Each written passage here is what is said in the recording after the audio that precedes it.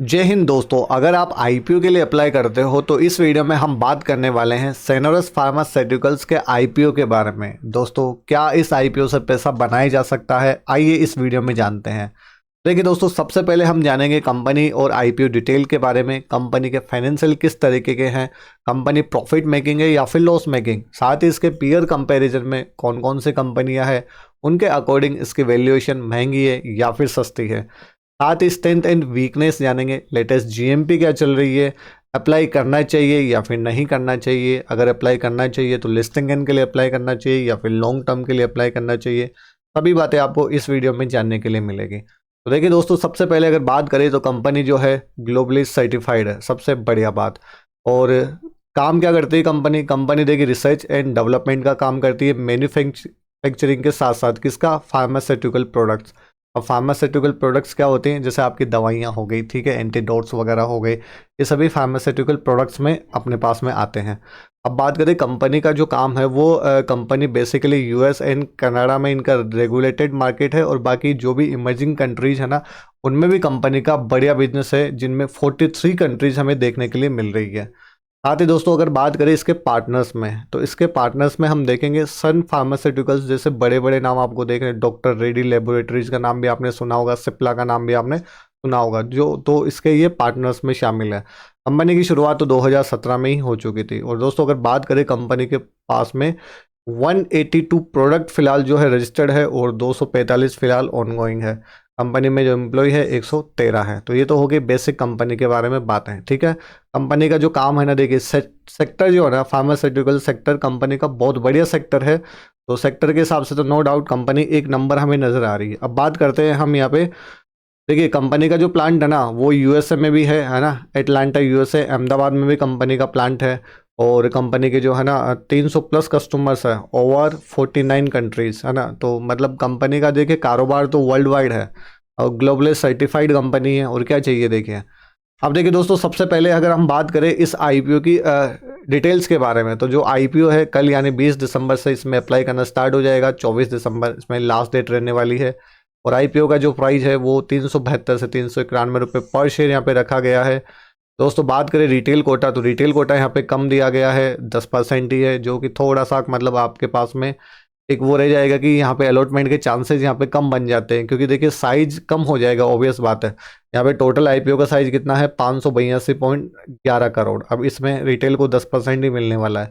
इसमें offer for sale कितना है, 82.11 करोड़, और फ्रेश इशू कितना है, 500 करोड़। तो सबसे अच्छी बात तो ये भी निकल के आती है कि यहाँ पे फ्रेश इशू दिया गया है, जिसको कंपनी कुछ लोन चुकाने के लिए काम में लेने वाली है, और कुछ बाकी अपनी जो भी सब्सिडरी है उनमें इन्वेस्टमेंट करने के काम में लेने वाली है। बाकी अगर प्रोमोटर होल्डिंग देखी जाए तो 71.10% है फिलहाल, जो बाकी आईपीओ आने के बाद में कम हो जानी है। अब इन्वेस्टमेंट कितना किया जा सकता है, तो यहाँ पे जो लोट है उसमें 38 शेयर है, और मिनिमम आपका जो इन्वेस्टमेंट रहेगा 14,858 रुपये का रहेगा 38 शेयर के लिए, है ना। अब जो आप कर सकते हो, यहाँ पे जो स्मॉल HNI है उसमें मिनिमम इन्वेस्टमेंट 2,08,012 रुपये का होगा, और HNI कैटेगरी में जब आप जाओगे वहाँ पे 10 लाख से ज़्यादा मिनिमम रहेगा, 10,10,344 का इन्वेस्टमेंट। ठीक बात, क्लियर।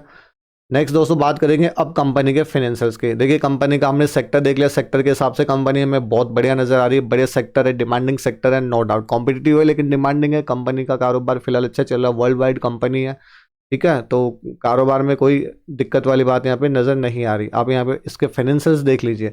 फाइनेंशियल्स हम देखेंगे 22 से 23, 23 से 24, और लेटेस्ट 2 क्वार्टर हमें यहाँ पे 2024 के देखने के लिए मिल गए हैं, ठीक है ना। तो मेन कंपैरिजन तो हमारा यहीं पे होने वाला है ना।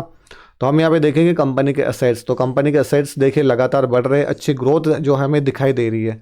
रेवेन्यू की अगर बात करें तो रेवेन्यू बहुत बढ़िया तरीके से बढ़ रहा है, 2023 से 24 में तो बहुत ज़बरदस्त यहाँ पे उछाल देखने के लिए मिला है। वहीं प्रॉफिट आफ्टर टैक्स की बात करें तो प्रॉफिट आफ्टर टैक्स में बहुत बढ़िया बढ़ोतरी देखने के लिए मिली है। ये तो देखिए 2 ही क्वार्टर का, इसी हिसाब से अगर बढ़े तो उसको आप सिंपली 2 से गुना कर लीजिए, तो ये 46 आ गया। सारा फिगर अपने पास में करोड़ में है, तो है ना, तो 46 करोड़ हो गया। नेटवर्थ अगर कंपनी की देखें तो 319.06 करोड़ है, बढ़िया बात है। रिजर्व एंड सरप्लस 263.36 है। यहाँ पे कंपनी पे उधारी की बात की जाए तो देखिए कंपनी पे उधारी भी बढ़ी है ना। यहाँ पे जब अपने पास में प्रॉफिट बढ़ा है तो कंपनी के ऊपर देखिए उधारी भी 2024 में बढ़ी है। है ना। यहाँ पे कुछ 6 करोड़ के करीब इन्होंने कम किया है, लेकिन ऐसे कोई दिक्कत वाली बात नज़र नहीं आ रही, क्योंकि कंपनी के पास में जितनी उधारी है उतना कंपनी के पास में रिजर्व एंड सरप्लस है ना। तो ऐसा कोई विशेष यहाँ पे इसके रिगार्डिंग कोई इशू है नहीं। अब दोस्तों बात करें जो इसको जनरेट होने वाला रेवेन्यू है ना, तो जो रेगुलेटेड मार्केट है ना, वहाँ से करीब करीब जो यहाँ है ना, अगर 24 की हम यहाँ पे बात करें तो लगभग 70% के करीब तो रेगुलेटेड मार्केट से ही कंपनी को बिजनेस हो रहा है। बाकी इमर्जिंग मार्केट से रेस्ट ऑल कंपनी को जो है अपना बिजनेस मिल रहा है। तो ये भी बहुत मतलब सही बात है कि रेगुलेटेड मार्केट से जो है ना अच्छा रेवेन्यू कंपनी को जनरेट हो रहा है। अब बात करते हैं दोस्तों पीयर कंपैरिजन की। तो देखिए फाइनेंशियल के हिसाब से देख लिया, सेक्टर के हिसाब से देख लिया, दोनों ही जो है कंपनी के पॉजिटिव पॉइंट हमें यहाँ पे नजर आ रहे हैं। फाइनेंशियली कंपनी बहुत मजबूत नजर आ रही है और जो कंपनी का सेक्टर है वो नो डाउट बहुत बढ़िया है। अब बात करते हैं इसके अर्निंग पर शेयर की। तो ये जो है ना अपने पास में अजंता फार्मा है, एलेम्बिक लिमिटेड है ना, कैप्लिन पॉइंट है ना, ये सब अपने पास में जो है इसके पीयर कंपैरिजन में कंपनियाँ, उनके कंपैरिजन में अगर देखें यहाँ पे तो इसका अर्निंग पर शेयर हमें काफ़ी कम मतलब नज़र आ रहा है अर्निंग पर शेयर के हिसाब से, है ना। और बाकी लेकिन पी देखें तो पी इनके मुकाबले अपने पास में कम है, ठीक है ना।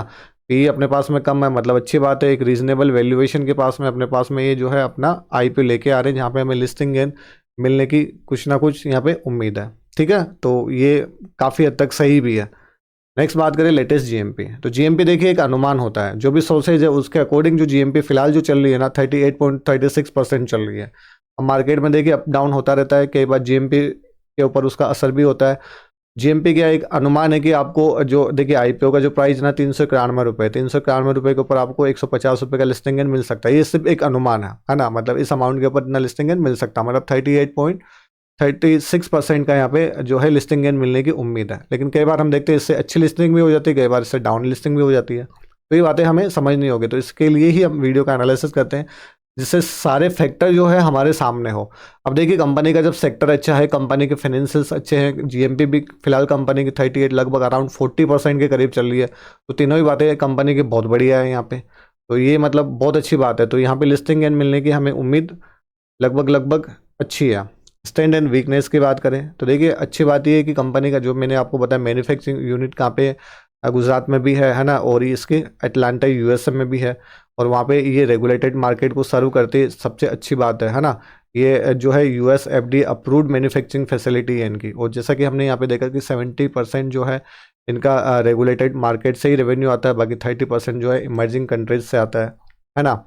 और बाकी जो इनके पोर्टफोलियो में है अच्छे खासे प्रोडक्ट है, आपने देखा था 182 के करीब जो रजिस्टर्ड है ना इनके पास में प्रोडक्ट है, और बाकी ऑनगोइंग इनका चल रहा है। तो कंपनी में ग्रोथ के आसार भी देखिए बढ़िया है। मेन बात क्या है, देखिए सेक्टर तो अच्छा ही है नो डाउट, सेक्टर में ग्रोथ के आसार भी तो हमें अच्छे दिखाई दे रहे हैं, तो ये हमें मतलब बहुत बढ़िया बात जो है इस आईपीओ के बारे में लगी। अब देखिए दोस्तों एक बात मैं आपको क्लियर कर देता हूँ, मेरी ओर से किसी भी तरीके का कोई रिकमेंडेशन नहीं है कि आपको इस आईपीओ के लिए अप्लाई करना है या फिर नहीं करना है। आप अपना डिसीजन सोच समझ के ले, ठीक है, खुद से एनालिसिस करें, देन उसके बाद में डिसाइड करें कि आपको इस आईपीओ के लिए अप्लाई करना है या फिर नहीं करना है, ठीक है। मेरी ओर से किसी भी तरीके का कोई रिकमेंडेशन नहीं है अप्लाई करने के रिगार्डिंग कि आप अप्लाई करें या फिर ना करें। अब बात आती है कि इस आईपीओ के लिए अप्लाई किया जा सकता है। तो देखिए अगर हम यहाँ पे देखें कंपनी का सेक्टर हमने देखा, तो सेक्टर में हमें किसी तरीके की कोई प्रॉब्लम नहीं लगी। डिमांडिंग सेक्टर है, कॉम्पिटिटिव सेक्टर है, लेकिन अच्छा सेक्टर भी, कंपनी बढ़िया काम कर रही है, तो सेक्टर वाइज कंपनी बहुत बढ़िया है। फ्यूचर के हिसाब से भी कंपनी अच्छी है, लिस्टिंग गेन के हिसाब से भी कंपनी अच्छी नज़र आ रही है। कंपनी के अगर फाइनेंशियल्स की अगर बात करें तो कंपनी के फाइनेंशियल्स भी हमें बहुत बढ़िया यहाँ पर नज़र आ रहे हैं, कंपनी फाइनेंशियली बहुत मजबूत है, तो लिस्टिंग गेन मिलने की भी हमें उम्मीद है। और फ्यूचर मतलब लॉन्ग टर्म के हिसाब से भी जो ये शेयर है हमें बहुत बढ़िया मतलब नज़र आ रहा है ना। जीएमपी है जो फिलहाल बढ़िया चली रही है, इसमें इतना कोई डाउट है नहीं, लगभग 40% का यहाँ पे लिस्टिंग गेन की उम्मीद मतलब बताई जा रही है जो भी है। बाकी इसमें अप एंड डाउन चलता रहता है। तो इस आईपीओ को अगर देखा जाए तो लिस्टिंग एंड और लॉन्ग टर्म दोनों के हिसाब से ही अपने पोर्टफोलियो में शामिल किया जा सकता है। ताकि फिर से रिपीट कर देता हूँ, मेरी ओर से किसी तरीके का कोई रिकमेंडेशन नहीं है, आप अपना डिसीजन सोच समझ के लें। तो क्या आप इस आईपीओ के लिए अप्लाई करने वाले हो? यदि हाँ तो किस कैटेगरी में आप अप्लाई करोगे, प्लीज़ कमेंट करके ज़रूर बताइएगा। बाकी आपके जो भी विचार है, वेलकम।